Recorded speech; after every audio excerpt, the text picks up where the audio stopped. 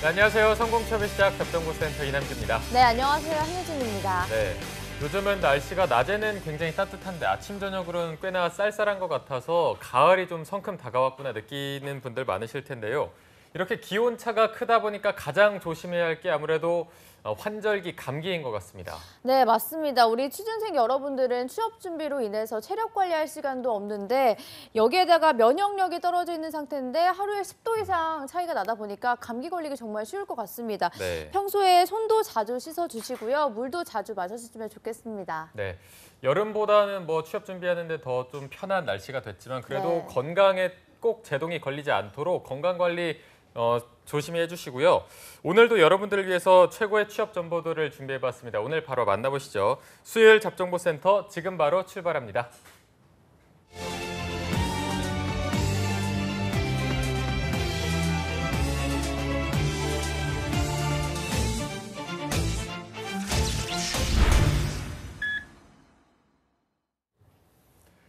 네, 취준생들에게 가장 적합한 취업 타이밍을 찾아 최고의 취업 역량을 펼칠 수 있도록 성공 취업의 맥을 짚어드리는 마감 임박 취업 골든타임 시간입니다.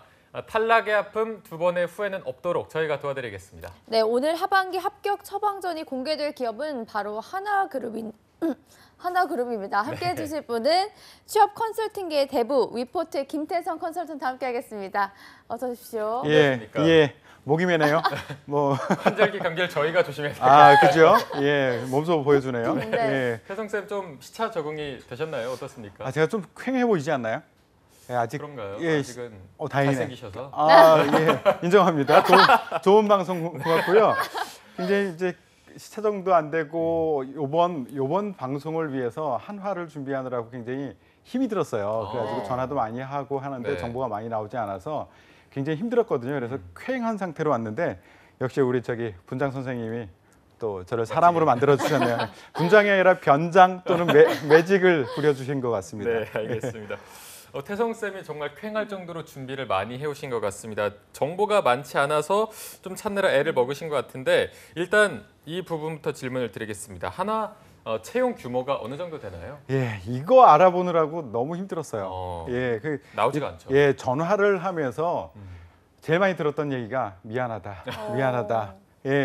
본인들도 잘 모르겠대요. 알려줄 수 없는 게 아니라 모른다고. 알면서 알려줄 수 없는 게 아니라 본인들도 모르는 거예요. 직원들도. 그래가지고 이게 왜냐하면 각 사별 채용을 진행을 하기 때문에 자기네들 것만 겨우 알고 그나마 또 이제 그룹사 내에 새로 인수합병하는 기업들이 굉장히 많아서 취업할 수가 없다라고 얘기를 하더라고요. 그래서 그래도 좀 알려달라라고 했는데 굉장히 미안하다 얘기만 많이 들었었고요. 그래서 제가 추정을 할 수밖에 없다라고 생각을 하고 추정을 해봤는데 올해는 이제 이게 한화는 그룹별 공채 이렇게 나온 게 없어요.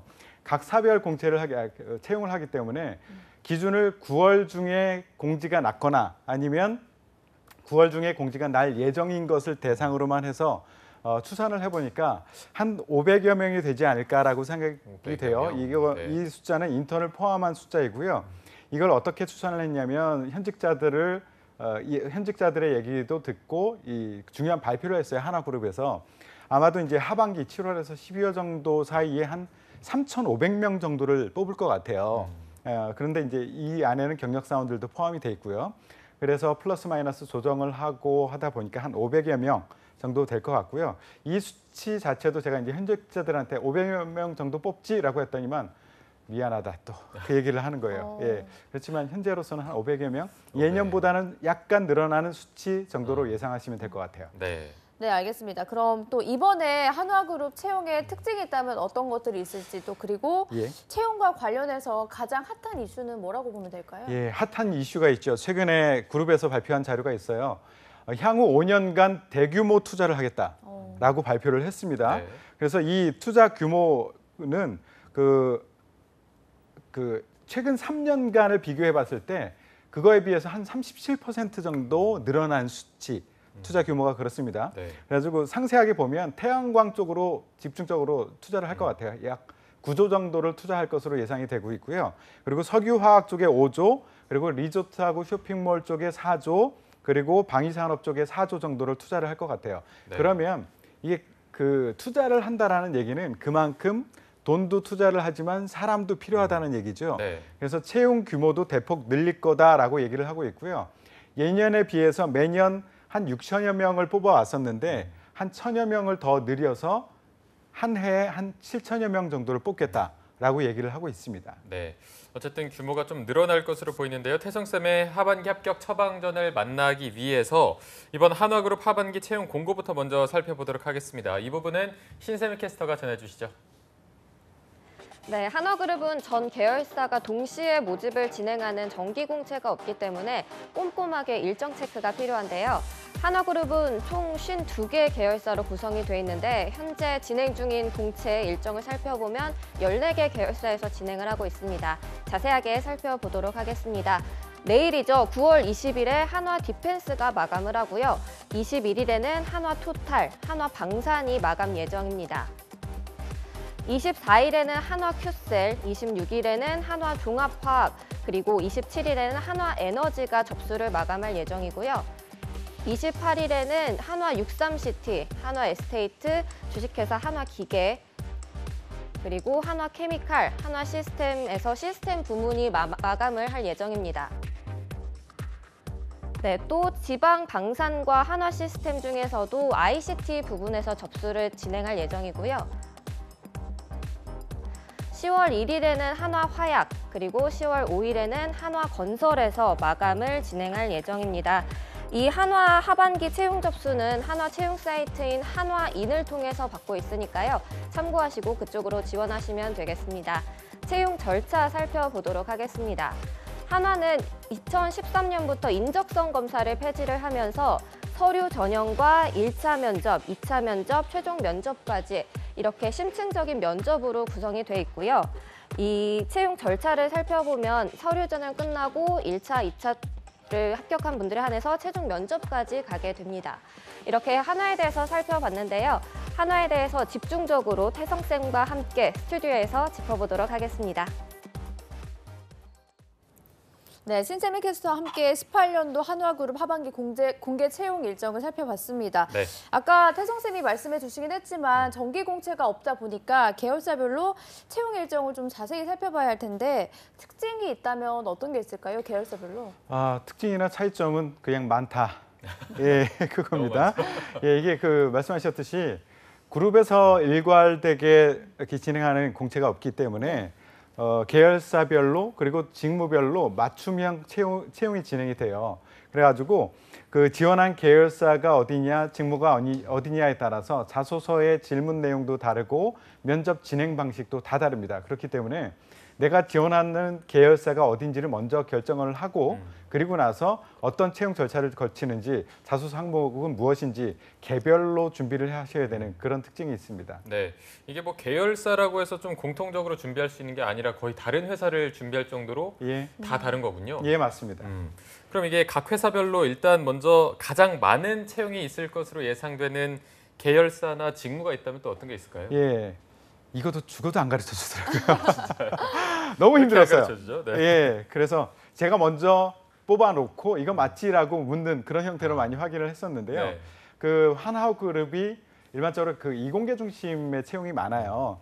그래서 여기서 Q셀 일차적으로 Q셀의 기술과 엔지니어링 부분 그리고 연구개발 부분 여기가 좀 많이 뽑을 것 같고요. 네. 그리고 한화의 기계 부분이 있어요. 주식회사 한화에 거기에 전 직무 많이 뽑을 것 같고요.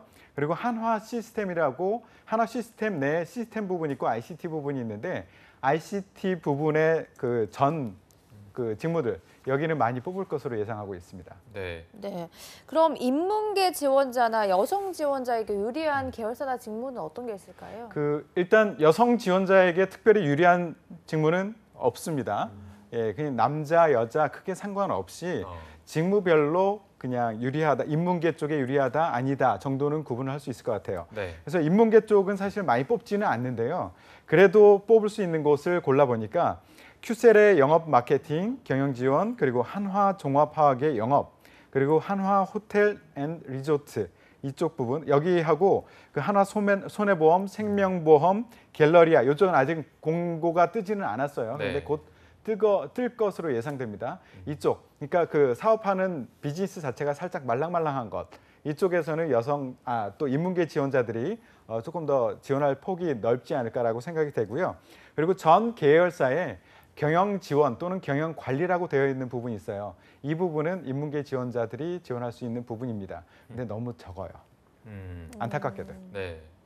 이게 계열사가 굉장히 많은데 중복 지원이 좀 가능한가요? 예, 다행인 거는 계열사 간 중복 지원이 무제한 가능합니다.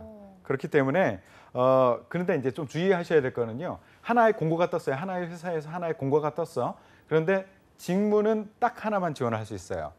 그렇기 때문에 계열사는 여러 군데를 무제한으로 지원할 수 있지만 직무는 하나의 공고 내에서 하나만 지원할 수 있다. 이거는 신경 써주시기 바랍니다. 네. 중복 지원에 관해서도 묻고 싶은 게 동일 계열사 내에도 공채나 인턴, 산학 장학생 같이 모집 대상이 좀 다양하거든요. 이것도 중복 지원이 가능한지. 예, 채용 대상이 굉장히 많죠. 그런데 그 인턴도 뽑고 산학 장학생도 뽑고 정규 직원도 뽑고 하는데요. 이것도 마찬가지로 그 동일 계열사 내에서 공채, 인턴, 산학 장학생 다 중복해서 지원이 가능합니다. 네. 그래서 마음껏 지원하시고요. 또 하나 좋은 거는 응시 횟수의 제한도 없습니다. 그렇기 때문에 지난 채용에서 탈락했다.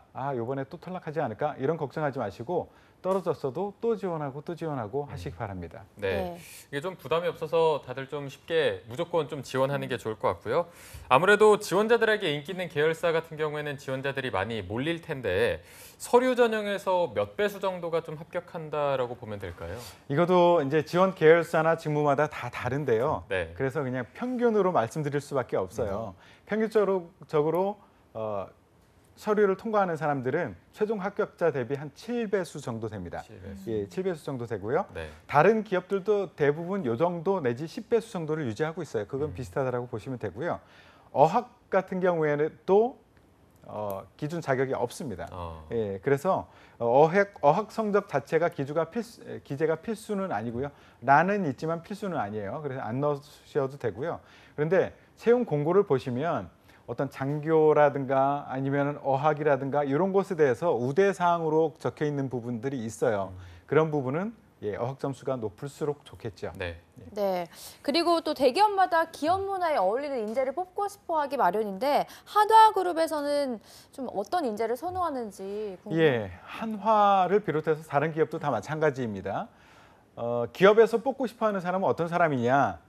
이게 정의해 놓은 게 바로 인재상과 직무 역량이에요. 그 뜻 자체가 인재상 이거는 기업에서 뽑고 싶어 하는 사람, 직무 역량 이 팀에서 뽑고 싶어 하는 사람 그 뜻 자체가 직무 역량 인재상이에요. 그래서 이런 사람이 뽑힐 확률이 높다. 그런데 이제 한화 같은 경우에는 문화가 좀 독특하죠. 그렇기 때문에 인재상과 직무 역량 플러스 문화에 맞는 사람을 뽑겠다라는 거기 때문에 내가 바로 그 사람이야라는 것을 보여줘야 되는데요. 한화 문화는 그럼 무엇이냐 하나하나 짚어보면 한화 문화를 보면 신용과 신뢰 그리고 의리 이렇게 얘기를 하고 있습니다. 하나의 그 홈페이지에 들어가서 보시면 이런 글귀가 있어요. 의리에 대해서 한 번 맺어진 고객과의 관계에 있어서는 고객과의 인연 이거는 목숨처럼 소중히 여긴다. 굉장히 결연하지 않습니까? 네. 이거 웬만하면 이런 표현을 잘 쓰지를 않아요. 어. 그만큼 한화의 문화가 어떻다라는 것을 여러분들은 느낄 수 있을 거예요. 감이 잡히시죠, 문화에 대해서.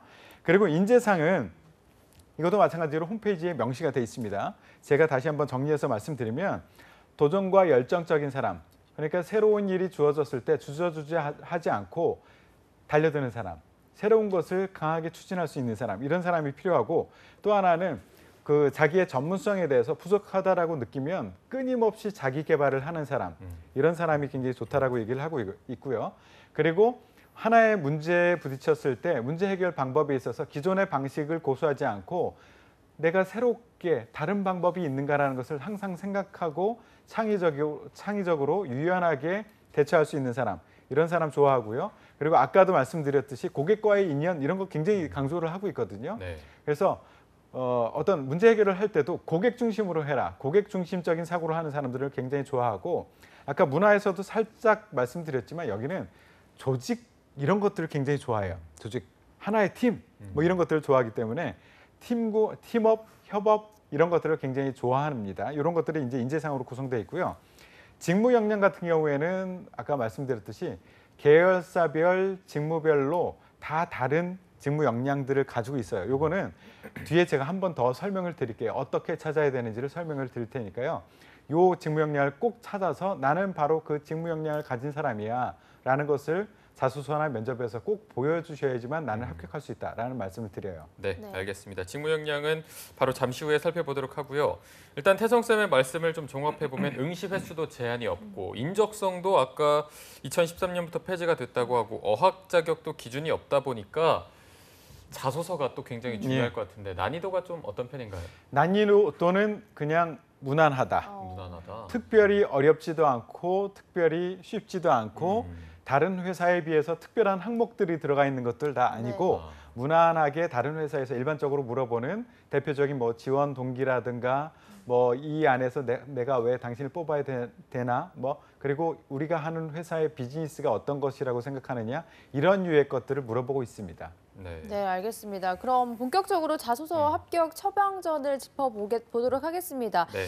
한화그룹 계열사별 자소서 항목이 상이하다 보니까요. 계열사별로 주요 항목만을 뽑아서 짚어보도록 할 텐데 먼저 첫 번째 계열사는 어디인가요? 첫 번째 계열사는 많이 관심을 받고 있는 한화큐셀. 큐셀입니다. 네. 이게 한화그룹은 사실 비즈니스를 이해하기가 쉽지 않아요. 그러니까 B2C 영역에서 있는 것보다는 우리가 직접 만나기 어려운 그런 비즈니스가 많기 때문에 제가 요거를 그 자소서를 설명하기 전에 한화그룹의 비즈니스에 대해서 약간 여러분들의 이해를 위해서 설명을 하고 그리고 자소서를 설명을 드릴게요. 네. 한화그룹은요. 일단 회장이 그 강인하신 그 김승현 회장님 계시죠? 네. 의리로 똘똘 뭉치신 그분이 이제 승부수사적 기질이 좀 있으세요. 그래서 승부수를 좀 던졌는데 최근에 초대형 인수합병을 했었죠. 그래서 퀀텀 점프, 이 인수합병을 통해서 퀀텀 점프를 했어요. 굉장히 급상승을 했습니다. 그리고 그 결과 이제 10위권을 탄탄하게 유지를 하고 있어요. 제게. 근데 그 중심에 있는 것은 하나는 뭐냐면 방위산업이에요. 방위산업. 최근 3년 동안 삼성과 두산에서 방산 관련된 기업을 인수를 많이 했습니다. 그래서 이제 방산 쪽에서는 글로벌 19위에 올라갈 정도로 굉장히 큰 영역을 차지하고요. 네.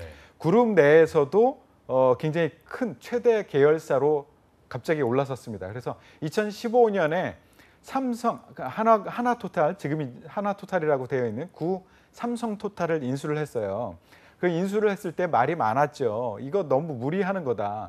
인수 대금이 자그마치 1조 600억 원이었었어요.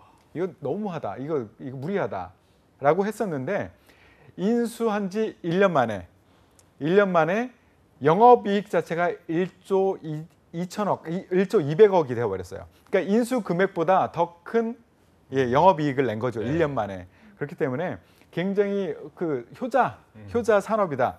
그리고 그룹 매출이 그 전까지 37조였는데 이 방산을 인수하면서 사업이 잘 되면서 갑자기 59조로 늘어나 버렸어요. 굉장히 효자 계열사다라고 보시면 될 것 같고요. 또 하나는 현재는 방산이 굉장히 효자인데 이제 미래 산업 굉장히 준비하고 있는 부분이 있어요. 이게 바로 큐셀이에요. 큐셀은 이제 그 태양광 산업 이쪽에 비즈니스를 하는 곳인데요. 산업 자체도 미래 산업으로 굉장히 준비하기 좋은 분야이기도 하고요. 또 하나는 장남이 주도를 하고 있어요. 장남인 그 김동관 전무가 이 사업을 주도를 하고 있고요. 급성장을 하고 있어요. 2015년 이후부터는 매년 이익을 내고 있고요. 네. 그리고 상반기에만 해도 350억 영업이익을 내고 있습니다. 이게 처음에는 미국에서 수입 규제를 해가지고 이거 굉장히 악재다, 이거는 어려울 것이다라고 많이들 예상을 했었는데요. 이거를 이제 사업을 미국 쪽이 아니라 유럽이나 시장을 개척을 하면서 계속 이익을 내고 있습니다. 그래서 지금도 이익을 점점 내고 있고 향후 5년간 아까 계획을 말씀드렸죠. 향후 5년간 계획에서 이 분야에만 9조를 투자를 하기로 했어요. 그렇기 때문에 이 분야의 산업이 굉장히 밝다. 그리고 투자도 많이 받고 채용도 많이 늘어날 것이다 라고 예상을 해서 자소서를 제가 이 큐셀을 준비를 해왔습니다. 네. 예. 그리고요, 실제 직원들한테 물어봐도 큐셀 하세요 이런 얘기를 많이 해요. 예. 큐셀 어쨌든 좀 많이 주목을 받고 있는 예. 계열사인 것 확실한 것 같은데 그러면 한화큐셀의 자소서부터 좀 먼저 살펴보도록 하겠습니다. 자, 첫 번째 문항은 역시나 지원 동기 그리고 성장 및 발전에 대한 항목인데 이 부분 좀 많이 어려워하거든요. 그렇죠. 어떻게 접근하는 게 좋을까요? 예, 이거는 지원 동기는요. 한화뿐만 아니라 다른 기업을 쓸 때도 이것만 기억하시면 좋을 것 같아요. 지금 큐셀이 이렇게 지원한 동기를 묻고 있는데 대부분 이렇게 쓸 거예요. 큐셀이 왜 좋은가를 위주로 쓰게 될 겁니다. 큐셀이 이렇게 비즈니스도 전망이 밝고 그리고 큐셀의 문화가 어떻고 좀 젊은 문화거든요. 네. 그래서 큐셀이 이렇게 좋아요. 그래서 저는 지원하고 싶어요. 이렇게 많이 나가요. 그런데 기업에서 지원 동기를 묻는 이유는 따로 있어요. 당신을 왜 뽑아야 되느냐예요. 그러니까 내 입장에서 내가 큐셀이 뭐가 좋아서 지원하겠습니다가 아니라 큐셀 입장에서 내가 왜 뽑혀야 되는지 이런 관점에서 이 이야기를 써 내려가셔야 되거든요. 그래서 내가 이런 강점이 있기 때문에 나는 뽑혀야 됩니다라는 것을 얘기를 해주셔야 되는데 그거를 또 떼쓰듯이 하시면 안 됩니다. 내가 왜 강점이 있는지 이게 왜 강점인지 이것이 왜 큐셀에서 필요한지라는 것을 근거와 이유를 명확하게 뒤에서 탄탄하게 받쳐주셔야 돼요. 근데 여러분들도 다시 한번 내가 큐셀을 썼다면 점검해 보세요. 내 큐셀의 지원 동기 자체가 보면 용비어처가가 아닌가 이런 것을 다시 한번 보시고요. 그러면 내가 왜 뽑혀야 되는지를 쓰기 위해서는 어떤 구조로 써 내려가면 좋은가 꼭 이렇게 할 필요는 없지만 제가 추천드리는 방법을 하나만 소개를 해드릴게요. 네네. 일단 3가지 구조로 가져가면 좋을 것 같아요. 첫 번째는 맨 앞부분에 큐셀이 지금 하고 있는 비즈니스 그리고 앞으로 나아가려고 하는 비즈니스가 어떤 모습인가 현재와 미래를 써주시고요. 그 중간에 이런 비즈니스를 하기 위해서 어떤 사람이 필요해, 어떤 역량이 있는 사람이 필요해 라는 것을 뒤에 써주시는 게 좋습니다. 그리고 나서 마지막으로 그 필요해라고 했던 그 항목 하나하나를 짚어가면서 그게 바로 나거든, 내가 이것을 해낼 수 있거든 이라는 것을 하나하나씩 연결해 주면서 근거를 대주면서 이야기를 펼쳐나가 주시면 깔끔한 괜찮은 지원 동기가 될 겁니다. 네, 알겠습니다. 그럼 바로 이번 항목도 보도록 하겠습니다. 도전적으로 임했던 일과 그 성과에 대해서 묻고 있는데요. 일반 기업들에서도 볼 수 있는 항목이긴 한데 이번 항목은 어떤 식으로 접근하면 좋을까요? 예, 이거 그 기업들의 인재상 직무 역량 여기에는 제가 자신합니다. 100% 도전과 열정이 있습니다. 그러니까 도전과 열정적인 그런 경험 이런 것들이 여러분들을 이런 것들을 하나 정도는 아주 절절한 거를 준비를 해 놓으셔야 돼요. 네. 제가 요즘에 1:1 상담도 많이 하고 강의도 많이 하면서 학생들이 특히 그 엘리트로 컸던 친구들, 나름 잘 컸던 친구들은 이 부분을 굉장히 어려워해요. 도전적인 상황 없었거든. 어려웠던 상황 없었거든. 면접에서도 꼭 물어보는 부분인데 없대요. 그런데 꼭 준비해 놓으셔야 되고요. 그러면 도전적인 사례는 무엇이냐라는 것에 대해서 제가 팁을 드릴게요. 이 사례 자체가 도전적이다라고 보여주기 위해서는 전제가 되는 그 조건들이 있어요. 하나는 일단 도전적인 목표가 분명히 기술이 돼야 돼요. 근데 이것이 도전적인 목표인지 아닌지는 어떻게 판단할 수 있느냐? 일단 3가지만 말씀드릴게요. 일단 첫 번째 목표 자체를 스스로 정했어야 돼요. 근데 많이 실수하는 게 군대에서 이야기, 수능에서 이야기, 편입했을 때의 이야기 이런 것들을 많이 쓰려고 하거든요. 그런데 이거는 도전적인 건 맞긴 맞는 것 같아. 그런데 스스로 목표를 정한 게 아니잖아요. 군대에서 스스로 뭔가 높은 목표를 정해서 내가 그거 하려고 안 하거든요. 그냥 훈련받기도 힘들어 죽겠는데 그냥 잠도 부족한데 그렇게 안 하거든요. 그냥 주어진 목표란 말이에요. 이런 것들은 도전적인 목표로 인정하지 않습니다. 그래서 첫 번째 조건은 스스로 목표를 정한 거여야 된다. 두 번째는 실패할 확률이 매우 높은 리스크가 큰 거여야 된다. 이거는 내가 주제를 정했을 때 매우 실패한 확률이 높은 그런 도전적인 목표를 정해서 결과는 실패했어. 이런 사례가 하나 있고 또 하나는 목표치는 좀 낮지만 내가 열심히 준비해서 성공했어. 대부분은 성공한 사례를 쓰고 싶은데 이런 2번과 같은 항목, 도전적인 것, 열정적인 걸 보여줘야 되는 그런 데서는 실패했다 하더라도 굉장히 실패할 확률이 높은 도전적인 굉장히 어려운 그런 목표, 이것을 정해주는 것이 좋고요. 세 번째는 의미가 있어야 됩니다. 이것 자체가 무의미하고 객기처럼 보일 수 있는 것, 이런 것들은 좋은 사례가 아닙니다. 일단 목표라는 차원에서는 세 가지 조건을 말씀드렸고요. 이 과정에서 내가 이것을 악착같이 무엇인가 해냈던 그런 것을 얘기를 해줘야지 이제 열정도 같이 챙겨낼 수 있어요.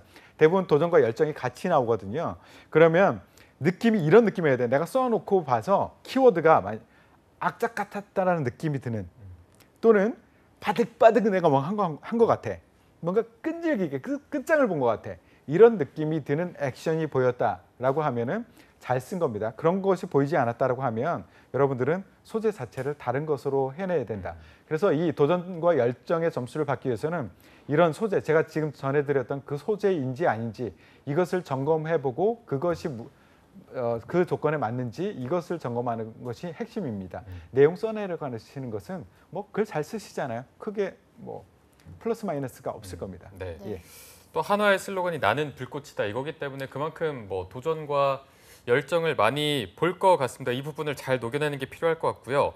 이어서 3번 문항이 이제 직무 역량에 대한 걸 묻고 있는데 이건 또 어떻게 접근을 해야 될까요? 직무 역량 굉장히 중요하죠. 특히 이공계 같은 경우에는 직무 역량이 훨씬 더 중요해요. 그래서 이제 핵심은 뭐냐면 fit이에요. fit. 내가 여기에 맞아 떨어지느냐 안 맞느냐. 궁합이 굉장히 중요한 거거든요. 그래서 이 3번 같은 데서는 내가 얼만큼 훌륭함을 보여주는 것이 아니라 이 한화 직원들이 정의해놓은, 팀장이 정의해놓은 이 일을 잘하기 위해서 필요한 역량이 무엇이다 라고 정의해놓은 그것을 나열해 놓고 그것이 나에게 맞는다 안 맞는다 이것을 얘기하는 것이 핵심이거든요. 네. 두 가지 관점에서 접근할 수 있는데 무엇을 써야 되느냐, 이것을 어떻게 써야 되느냐, 이것을 설명을 드릴게요. 무엇을 써야 되느냐, 이 소재에 대해서 설명하기 전에 제가 하나 예를 들어 드릴게요. 좀 쉽게 생각해야 되는데 이제 고객 중심의 사고를 좀 해야 되거든요. 이 뽑는 사람이 무엇을 중요하게 여기느냐 이것을 알아내는 것이 핵심입니다. 우리 한유진 캐스터 같은 경우에는 만약에 결혼할 때 상대방이 결혼하자라고 이제 달려들고 있습니다. 네. 예, 그 사람 생각하면 돼요. 예, 생각하고 있네요 지금. 예, 결혼하자라고 얘기하고 있는데요. 한유진 캐스터는 결혼하는 배우자의 조건 어떤 게 있습니까? 어떤 사람이면 좋겠어요? 저는 좀 성실한 사람이었으면 좋겠고. 성실한 사람. 예. 거짓말을 안 하는 사람이었으면 좋겠어요. 거짓말 안 하고, 거짓말하는 사람이 많이 대했나 보죠. 네. 어쨌든 성실하고 거짓말 안 하는 사람이 좋다. 그런 사람을 기다리고 있습니다. 네. 그런데 어떤 남성이 와서 통장을 딱 보여주면서 네네. 나 이런 사람이야. 나 이렇게 재력이 있어. 나랑 결혼하자라고 하고 있습니다. 네네. 어떻게 하시겠어요? 근데 제가 예. 그런 사람 정말 싫어해요. 허세 예. 부리는 사람을 너무 싫어해요. 그래요? 네. 그래요? 예, 어쨌든 뭐 가증스러운 답변 고맙고요. 예. 정말입니다. 봐요, 이게 기업에서도요. 내 가족을 뽑으려고 지금 생각하고 있어요. 내 가족, 내가 뽑아놓고 평생 내가 일을 시키면서 같이 살아갈 사람을 필요해. 그리고 나의 기준은 한유진 캐스터가 얘기했듯이 성실하고 거짓말 안 하는 사람이 필요해. 라는 그 조건들을 기업에서도 이 팀장은 가지고 있어. 나는 어떤 분석적인 사람이 필요해. 그리고 나는 책임감 있는 사람이 필요해. 매우 도전적으로 열정적으로 일하는 사람이 필요해. 라는 기준을 가지고 이런 사람이 오면 가족으로 내가 받아줄 거야. 라고 기다리고 있어. 근데 지원자가 와가지고 나 영어 실력이 이렇게 좋거든? 한번 봐. 영어 실력 이거야. 나 스펙이 이렇게 좋거든? 나 뽑아. 이렇게 하고 있어요.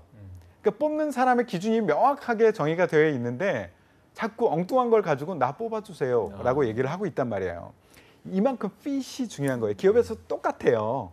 그래서 직무 역량, 이 직무에서 필요로 하는 역량이 무엇이다라는 것을 알아내는 것이 핵심 중에 핵심이에요. 그래서 이것을 어떻게 알아내느냐? 알아내기 쉽습니다. 한화에서는요, 이것을 아주 자세히 설명하고 있어요. 한화인이라는 사이트에 가보시면 계열사별로 그리고 직무별로 다 설명이 되어 있는데요. 한화인에 들어가 보시면 밑이라는 만나다라는 밑이라는 그런 제목이 그 메뉴가 있어요. 거기 들어가 보시면 직무 소개라고 되어 있습니다. 거기서 직무 선택을 해보면 이 직무가 있는 계열사들이 쭉 나와요. 내가 지원할 계열사를 누르면 어떻게 나오느냐면 이 직무에 대해서 이 직무는 어떤 일을 하는 거예요? 이 직무의 특성은 무엇이에요? 라고 자세히 설명하고 있습니다. 그 밑에 이 직무를 잘 하기 위해서는 어떤 스킬이 필요해요, 어떤 역량이 필요해요, 잘 얘기를 하고 있습니다. 그리고 이 일을 계속하다 보면 커리어 비전은 뭐고 향후에는 어떻게 나갈 수 있어요, 발전 방향은 무엇이에요 라고 설명이 잘 돼 있거든요. 요것을 보시고 정리하고 그리고 그것에 내가 맞는 사람이야 라고 얘기를 해주시는 것이 핵심입니다. 네. 왓에 대한 이야기죠. 그리고 이걸로 부족하다 그러면 한화 인사이드라는 게 있어요. 그 메뉴 중에 거기 보면 실제 그 직무에서 근무하고 있는 사람들이 현장에서 겪으면서 내가 일을 하다 보니까 이런 사람들이 참 일을 잘하더라 이런 이야기를 하고 있습니다. 그런 이야기를 참고해서 이야기를 써주시면 되고요. 왓에 대한 것을 제가 말씀드렸죠. 이제 how에 대한 이야기를 말씀드릴게요.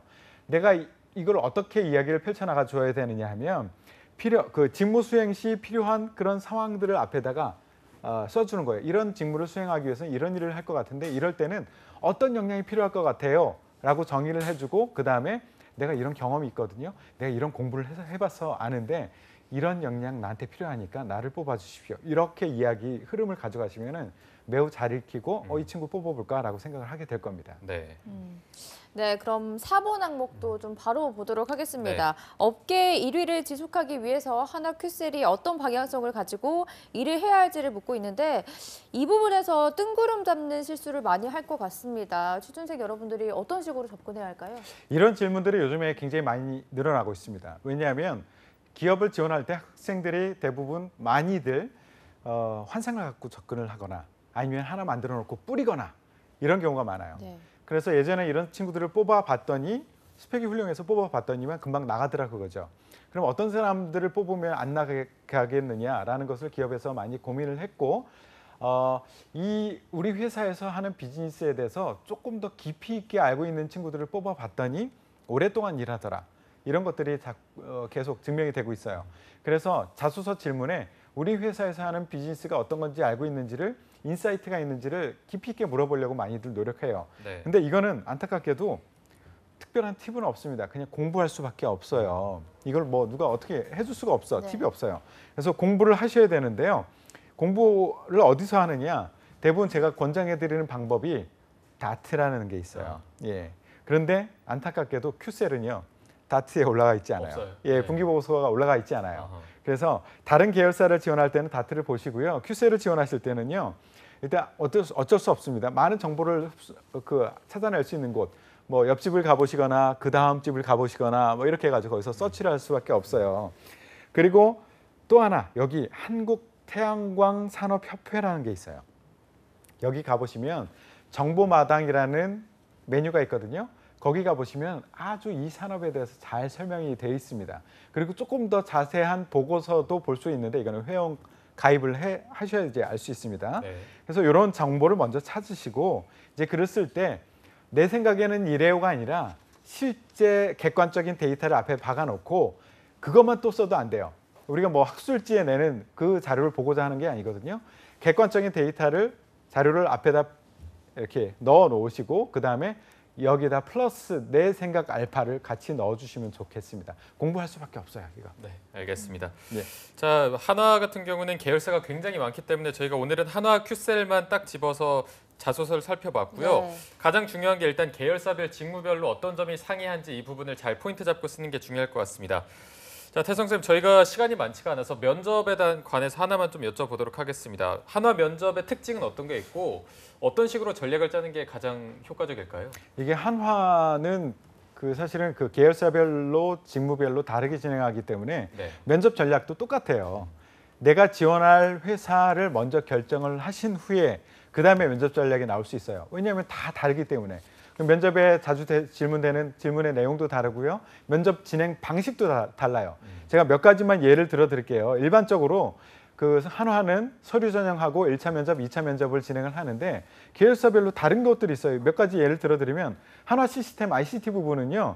1차 면접 전에 기술 역량 평가라는 걸 따로 해요. 그 따로 준비해야 돼요. 한화 주식회사 한화 방산 부분은 2차 면접 합격자를 대상으로 또 신원 조회를 실시하기도 하고요. 한화 에너지나 큐셀 같은 경우에는 1차, 2차 면접한 다음에 끝이 아니라 3차 면접에서 대표가 직접 나와서 면접을 합니다. 다 다르네요. 대표가 직접 해요. 얼마나 긴장되겠습니까? 또 한화 63CT 같은 경우에는 순서를 바꿔서 1차 면접에서 오히려 임원과 대표가 나와서 1차 면접을 먼저 진행해요. 직무 면접을 먼저 하는 게 아니라 바뀌어 있어요. 그렇기 때문에 내가 지원하는 그 계열사 직무가 뭐냐에 따라서 준비를 달리 하셔야 되기 때문에 일단 지원하는 계열사 직무를 먼저 결정하셔야지만 면접 전략이 나올 겁니다. 알겠습니다. 네, 알겠습니다. 그리고 또 마지막으로 신의 한 수도 안 들어볼 수 없을 것 같습니다. 신의 한 수, 예, 의리. 예. 그 특히 2차 면접 그 임원들이나 대표이사가 하는 면접에서는 이것이 굉장히 중요한데요. 그 직무 부분도 물론 중요하죠. 그런데 한화는 독특한 문화가 있다라고 했죠. 문화를 그 대표할 수 있는 그 단어를 몇 개만 말씀드려 보면 네. 홈페이지에 나와 있어요. 보면 헌신 이런 단어가 있고 조직 발전이 개인 발전보다 우선한다 식의 이야기를 하고 있어요. 그리고 개인의 이익보다는 공동 목표 달성을 위해서 헌신해야 된다. 또는 공동 운명체 이런 단어들을 쓰고 있어요. 이거 웬만한 회사에서는 쓰지 않고 있는 단어들이거든요. 근데 이런 것들을 얘기해요. 그리고 아까도 얘기했지만 고객과 인연을 목숨처럼 소중히 여긴다. 이런 얘기를 하고 있어요. 뭔가 탁 느껴지지 않아요? 그러니까 한화는요. 내가 이제 직무 역량이 있다는 것도 보여줘야 되지만 최종 대표이사나 임원에게 마음에 들기 위해서는 나 이런 의리, 조직 뭐 이런 것에 대한 그런 것도 나는 보여줘야 된다. 조직의 목표를 달성을 위해서 나를 희생할 수 있는 사람이다라는 것을 같이 보여줘야 되는 그런 그룹이다라는 것을 명심하시기 바랍니다. 네, 알겠습니다. 자, 오늘 말씀은 여기까지 한번 들어보도록 하겠습니다. 오늘 도움 말씀 주신 위포트의 김태성 컨설턴트와 함께했습니다. 오늘 고맙습니다. 고맙습니다. 네, 잡정보센터 1부에서 준비한 내용은 여기까지고요. 잠시 후 2부에서는요. 신세미 캐스터와 함께하는 일자리 방방곡곡이 준비되어 있고요. 네, 그리고 100만 취준생들의 인권을 위해서 열리라는 코너죠. 취준생 인권위원회도 준비되어 있으니까요. 네, 어디 가지 마시고요. 채널 고정.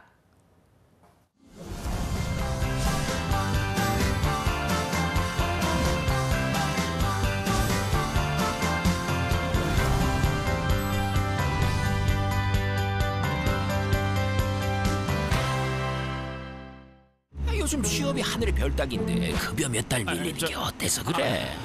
주휴수당? 난 옛날에 그런 거 안 받고 일했는데 난 그런 거 몰라. 일 못하면 돈 안 주고 자르는 게 당연한 거 아니야? 근로계약서 안 쓰면 퇴직금 안 줘도 돼. 이렇게 임금을 고의적으로 안 주고 버티는 사장님들, 이건 웹툰의 가상 스토리가 아닙니다. 아시죠? 고의적 임금 체불은 처벌받을 수도 있다는 거. 사업주와 근로자 서로가 신뢰받는 임금 체불 없는 사회, 모두가 바라는 내일입니다. 체불 말고 지불!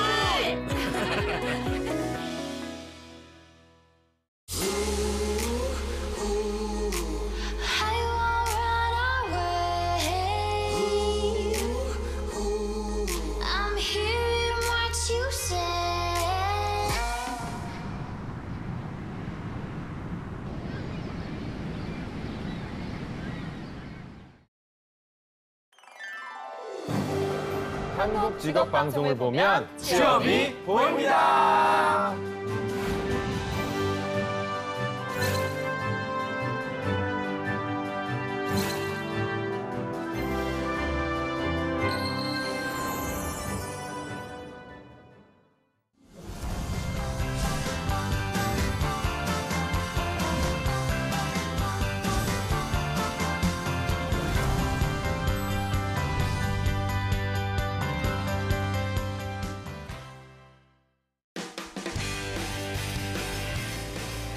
네, 성공채불 시작 잡정보센터 2부의 문을 활짝 열어봤습니다. 저희가 2부에서는요. 취준생들의 인권을 지키는 방법을 알려드리는 취준생 인권위원회가 준비되어 있고요. 네, 그리고 전국 각지의 생생한 채용 소식을 알아보는 일자리 방방곡곡도 준비되어 있습니다. 지금 바로 만나보시죠.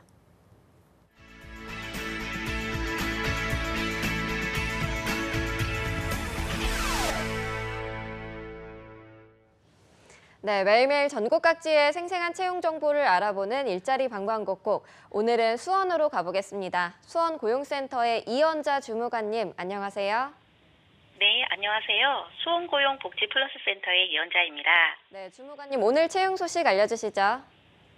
네, 이번 주 소개해드릴 구인업체는 수원시 이목동에 위치한 주식회사 이루다입니다.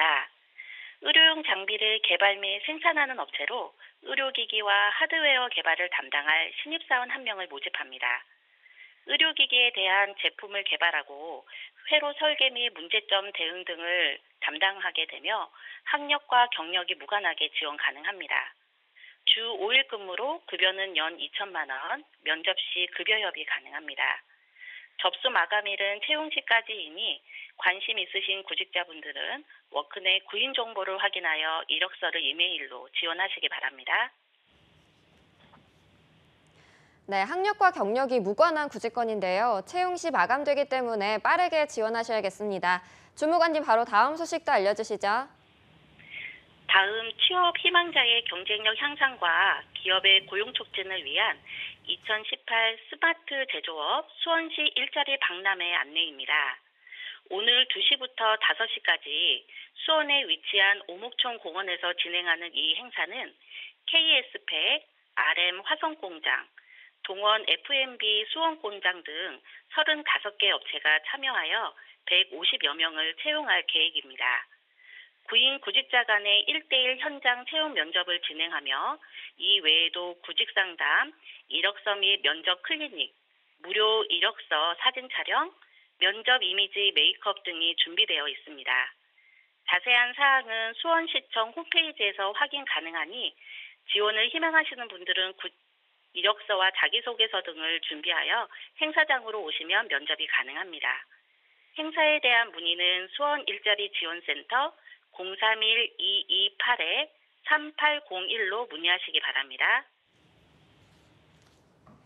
네, 무려 150여 명을 채용하는 행사가 오늘 진행된다고 합니다. 많은 구직자 여러분들의 참여 바라겠습니다. 주무관님 오늘 소식 고맙습니다. 예, 고맙습니다. 네, 다음으로 서울의 박가혜 주무관님 연결돼 있습니다. 주무관님 안녕하세요.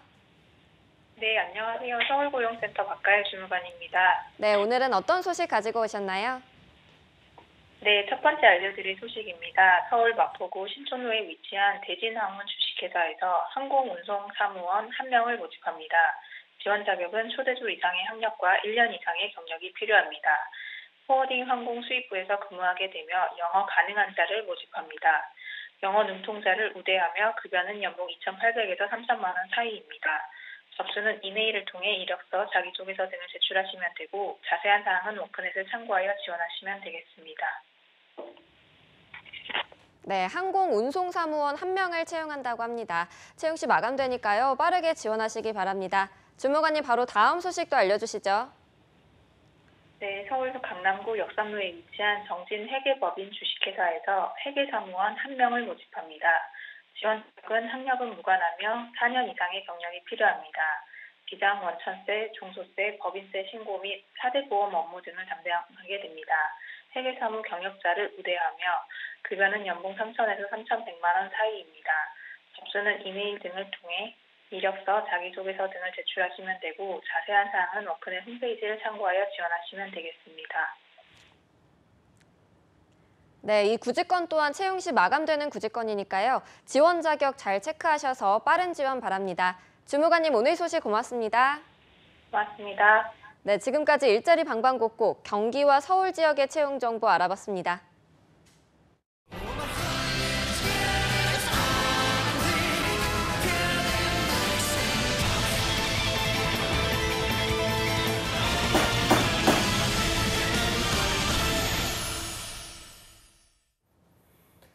네, 국회에서 취업준비생들의 인권을 위한 보호법 제정을 추진 중입니다. 이렇게 국회에서 취준생 인권 보호법을 위한 움직임이 있는데요. 네, 잡정보센터에서는 취준생들의 인권을 지키는 방법을 알려드리는 취준생 인권위원회가 있습니다. 네, 그동안 몰라서 넘어가고 또 취업시장의 약자라서 알면서도 넘어가야만 했던 그런 일들 많이 겪으셨을 텐데요. 오늘 이 코너를 통해서 조금이나마 당당하게 권리를 외치셨으면 좋겠습니다. 네, 오늘 도움 말씀 주실 현직 노무사, 노무법인 한림경기의 김교원 노무사님과 함께하겠습니다.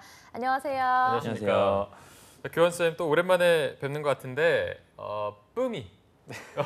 뿜이 기억하시네요. 네, 뿜이 또 잘 지내고 있습니까? 네, 점점 포동포동해지고 있습니다. 포동포동해지고. 어때요? 좀 지금은 그냥 가만히 있는 거 외에는 뭐 하는 게 없지 않나요? 그렇죠. 뭐 먹고 자고 먹고 싸고 자고. 예, 자기 역할 충분히 하고 있습니다. 어떨 때가 제일 예뻐요, 좀? 요즘 약간 웃기 시작하거든요. 그래서 아, 진짜요? 그때 그 아빠한테 미소를 보일 때가 가장 좀 심쿵하더라고요. 이게 그냥 가만히 쳐다보고 있으면 막 웃나요? 뭘 좀 막 이렇게 까르르 이런 거 해줘야 웃는지. 그냥 가만히 쳐다보고 있어도 자기가 이렇게 웃기도 하고요. 이제 자기가 뭔가 표현을 하려고 하는 그런 느낌이 좀 있습니다. 얼마나 예쁠까요, 그러니까요. 진짜. 새벽에 보기만 혹시 해도. 잠은 잘 자나요?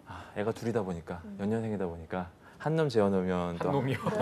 한 녀석이 깨고 이래서 정신이 하나도 없습니다. 그러니까 조금 피곤해 보이시는 것 같긴 합니다. 오늘 네. 그래도 잘 부탁드리고요. 네. 그리고 또 2부의 도우미 신세미 캐스터도 함께하겠습니다. 안녕하세요. 안녕하십니까. 네, 오늘은 특별히 사연이 있다고 해서 이따가 소개 잘 부탁드립니다. 네. 자, 그럼 오랜만에 나오신 교원쌤이 준비하신 주제 바로 들어보도록 하겠습니다. 네, 오늘 주제 요즘 최근 사회적 트렌드가 워라밸이라고 뭐 모르는 사람이 없을 정도로 그쵸. 트렌드인데요. 과거와 달리 좀 많이 일하고 뭐 많이 벌자라는 주의보다는 좀 적게 일하고, 그러니까 충분히 일하고, 그러니까 적당히 일하고 충분히 쉬자라는 트렌드가 좀 강해진 것 같습니다.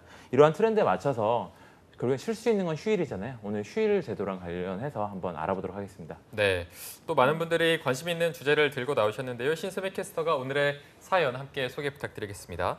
네, 근로자들에게 휴일은 일상에서 정말 꿀 같은 날이라고 할 수 있는데요. 아르바이트도 엄연한 근로자임이 당연하고요. 또 그에 맞는 권리를 찾는 것도 아주 당연한 일입니다. 하지만 아르바이트생들이 몸담고 있는 업계마다 휴일 제도가 다르기 때문에 여전히 이에 대해서 헷갈려 하시는 분들이 많은데요. 이에 휴일에 대해서 어떤 점을 가장 헷갈려 하는지 알아보고 이야기를 나누기 위해서 사례를 2가지 준비해봤습니다. 이거 첫 번째 사례는 아르바이트생 A씨 사례인데요. 달력상에 빨간 날은 쉬는 날이 아닌가요? 저희 사장님은 공휴일에도 나와서 근무를 하라고 하는데 이거 근로기준법 위반 아닌가요? 하고 사연을 보내주셨고요. 2번째 사례는 B씨 사례인데요. 안녕하세요. 저는 현재 일일 3시간씩 화요일부터 금요일까지 주 4일 동안 평일 아르바이트를 하고 있습니다. 그런데 만약 화요일이 석가탄신일이라든지 이런 법정 공휴일일 경우는 이런 날 근무를 하면 그날에 한해서 시급을 1.5배 받을 수 있도록 계산이 되어 있지 않나요? 아니면 이것도 주휴수당처럼 주 15시간 이상 근로자에게만 해당하는 혜택인가요? 하고 사례를 남겨주셨는데요. 이 모든 것들이 취준생이어서 뿐만이 아니고요. 웬만한 직장인들도 헷갈려하는 문제입니다. 따라서 오늘 취준생 인권위원회 안건으로는 헷갈리기만 한 휴일 제도 제대로 알아보자입니다. 네. 안건 소개 감사드립니다. 네. 교원쌤, 휴일이라고 하면 저도 역시 달력에 표시되어 있는 빨간색인 날로만 기억을 하고 있는데 저처럼 많은 분들이 헷갈리셨을 것 같아요. 그래서 오늘 우리의 역할이 중요해 보입니다. 네. 먼저 첫 번째 사례, A씨의 사례 먼저 확실하게 좀 말씀을 해주시죠. 네, 사례 관련해서 답변드리기 전에 우선은 결국 빨간 날이라면 저희가 공휴일들을 의미하는 거거든요. 이 공휴일에 대한 개념부터 좀 짚고 넘어가도록 하겠습니다. 그냥 휴일이 아니라 공이 붙죠. 네. 그러니까 네. 학교나 시청, 동사무소 등 강공소에만 적용되는 휴일이라고 보시면 될 것 같은데요. 그 법령 자체도 강공소의 공휴일에 관한 규정이라고 되어 있습니다. 해당 법령을 보시면 일요일을 첫 번째로 뭐 공휴일로 이제 정하고 있고요. 네. 저희가 빨간 날들은 다 공휴일로 정하고 있다고 보시면 되는데 뭐 국경일, 3.1절, 광복절, 개천절, 한글날, 1월 1일, 그리고 설날, 추석 이렇게 정하고 있고요.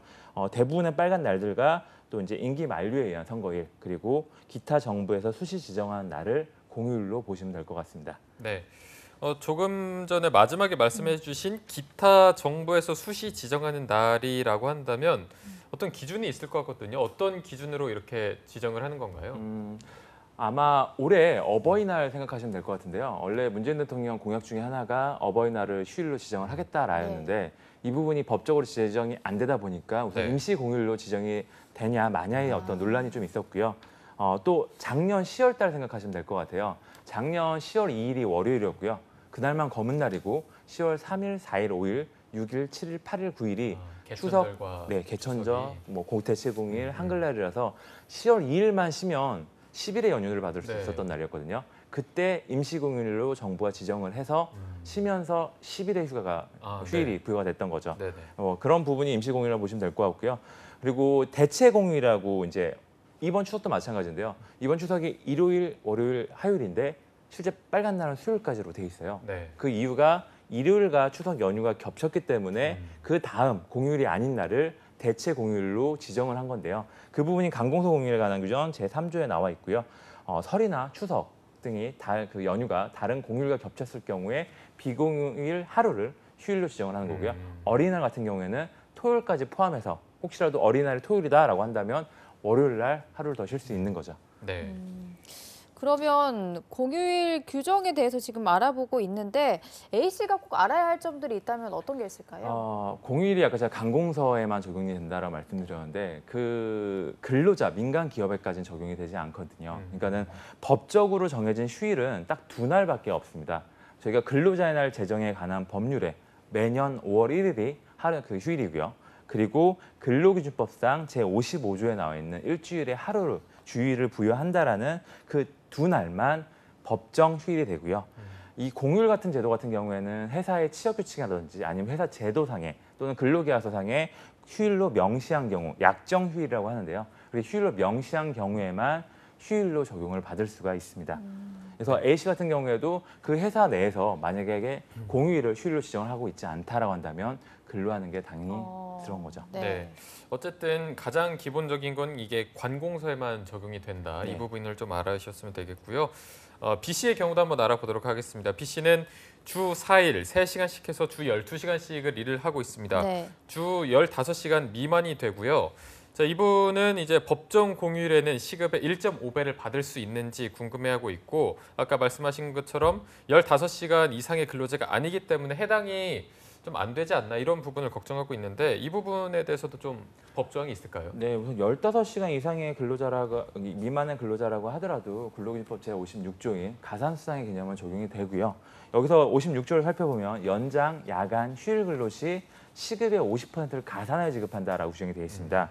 그러니까 휴일날 만약 근로를 했다 그럼 8시간 내에서는 1.5배, 50% 가산된 1.5배가 그리고 8시간 넘어설 경우에는 연장 근로이기 때문에 50%가 더해진 2배의 임금을 더 받을 수가 있는 거죠. 아까 이제 해당 B씨 같은 경우에는 그 회사 사업장에 공휴일을 휴일로 지정했다라고 한다면 그날 근무했다면 주 15시간 미만이냐에 상관없이 가산수당을 받을 수 있게 되는 거죠. 다만 이 규정은 5인 미만 사업장에 적용되지 않고요. 5인 이상 사업장에만 적용됩니다. 네, 그럼 B씨는 일단 이게 5인 이상인지 아닌지 이 부분을 먼저 파악을 해야 받을 수 있는지 알 수 있는 건가요? 네네. 5인 이상이냐 첫 번째 파악을 해야 되고요. 두 번째는 공휴일날 근무, 그러니까 공휴일을 휴일로 지정을 하는 사업장이냐 이 부분이 파악이 돼야겠죠. 그런 거를 계약서에 미리 좀 명시가 돼 있나요? 어떻습니까? 네, 근로계약서에는 휴일 부분을 반드시 명시하도록 돼 있고요. 그리고 그 10인이 넘는 사업장은 취업규칙을 의무화하도록 하고 있기 때문에 그러한 취업규칙 내용을 살펴봐야 되고요. 그리고 이런 부분들에 있어서 직접적으로 그 사장님이나 아니면 관리자한테 물어봐도 무방한 부분이기 때문에 그런 부분을 꼭 확인하셔야 될 것 같습니다. 네, 알겠습니다. 오늘 이렇게 2가지 사례를 살펴봤는데 교원쌤이 좀 휴일 제도에 대해서 조금 더 알면 좋을 것 같은 그런 것들이 있다면 소개를 해주시면 좋을 것 같아요. 중소기업에서 좀 많이 쓰는 제도인데요. 그거 관련된 사례 하나 좀 제가 준비를 해봤습니다. 한 사례를 보시면 이분의 경우에는 취업을 한 지는 얼마 안 되셨고 한 1년 정도 되신 것 같아요. 회사가 10인 미만이고 근로계약서 없이 그냥 출근을 하고 있는, 그러니까 근로계약 관계를 유지하고 있는 분이신데 내년부터는 사장님께서 공휴일과 대체 휴무를 연차로 대체하겠다라는 말을 해서 이분이 이제 좀 당황스러워서 이거 불법 아니냐라는 글을 남겨주셨는데요. 이게 먼저 좀 살펴볼 조항이 근로기준법 62조입니다. 62조를 보시면 근로자 대표와 서면 합의를 하는 경우에 연차 휴급 휴가를 가름하여 특정한 근로일에 근로자를 휴무시킬 수 있다라고 돼 있어요. 말이 좀 어려울 수 있는데 아까 말씀드렸던 공휴일이 만약 휴일로 지정이 되지 않았으면 그날은 근무해야 되는 날이죠. 근데 그날을 쉬게 해주면서 연차 휴가를 사용한 걸로 간주한다라는 제도인 거고요. 이 제도를 도입하기 위해서는 근로자 대표와 서면 합의를 맺거나 아니면 취업규칙상에 근로자 가반수의 동의를 얻어서 제도로서 확립이 돼야 됩니다. 네, 그럼 이거 불법인가요, 아닌가요? 이분의 경우에는? 이게 만약 그냥 사장님이 구두상으로만 얘기를 하시고 진행이 된다라고 하면 불법이겠죠. 근데 말씀드렸던 대로 근로자 대표의 동의를 받거나 서면 합의를 하거나 아니면 취업규칙에 근로자 전체 가반수의 동의를 받아서 시행이 된다라고 한다면 불법이 아닌 거죠. 그럼 그 각 회사의 계약 사항을 조금씩 따져봐야 이 부분을 적용시킬 수가 있는 것 같습니다. 자, 오늘 교원쌤과 함께 헷갈리기 쉬운 휴일 제도에 대해서 알아봤는데요. 오늘 항상 저희가 마지막에는 촌철살인 한마디를 들었었는데 오늘은 많은 분들의 사연도 들어보고 주제가 좀 주제인 만큼 취준생들에게 마지막으로 좀 해주실 말씀이 있는지 그 부분을 좀 들어보도록 하겠습니다. 네, 오늘 제가 말씀드린 것 때문에 좀 실망하신 분들 계실 것 같은데 저도 그렇거든요. 달력 나오면 빨간 날부터 찾아보는데 그래서 이제 좀 더 많이 실망들 하실 것 같은데 다행히 근로기준법이 개정이 됩니다. 그러니까 이 강공서에 공연에 관한 규정들이 법정 휴일로서, 그러니까 당연하게 휴일로 적용되는 부분들이 들어오고요. 이런 부분들이 300인 이상 사업장 같은 경우에 2020년 1월 1일, 300인 미만, 30인에서 300인 미만 사업장 같은 경우는 2021년 1월 1일, 그리고 30 미만 사업장 같은 경우는 2022년 1월 1일부터 적용되니까 꼭 유의하셨다가 휴일을 적용받으시기 바랍니다. 네, 알겠습니다. 많은 분들이 지금 빨간 날만 찾고 있다가 약간은 실망하셨을 수도 있을 것 같은데 어쨌든 개정이 된다고 하니까 이 부분을 좀 기다려봐야 될 것 같고요. 네. 신세미 캐스터가 또 좀 위로라고 할까요? 취준생분들에게 한마디 부탁드리겠습니다. 네, 이제 추석을 앞두고 빨간 날이 다가오기만을 기다리고 있었는데 또 빨간 날을 쉴 수가 없다고 하니까 되게 좀 아쉬운 것 같은데 그래서 미리미리 계약서를 좀 잘 살펴보고 하는 게 좋은 것 같습니다. 너무 서운해하지 마시고요. 앞으로 개정이 된다고 하니까요. 함께 힘을 실어주시면 좋지 않을까 싶습니다. 네, 두 분의 촌철살인 한마디까지 들어봤습니다. 오늘도 취준생의 입장에 서서 권리에 대한 열변을 토해 주셨습니다. 오늘 수고해 주신 김교원 노무사님 그리고 신세미 캐스터 두 분 고맙습니다. 고맙습니다. 고맙습니다. 네, 접정보센터 오늘 준비한 내용은 여기까지입니다. 내일도 하반기 대기업 성공 취업의 맥을 짚어드리는 마감 임박 취업 골든타임은 계속됩니다. 네, 저희는 내일 오전 10시에 웃는 얼굴로 찾아뵙겠습니다. 여러분 고맙습니다. 고맙습니다.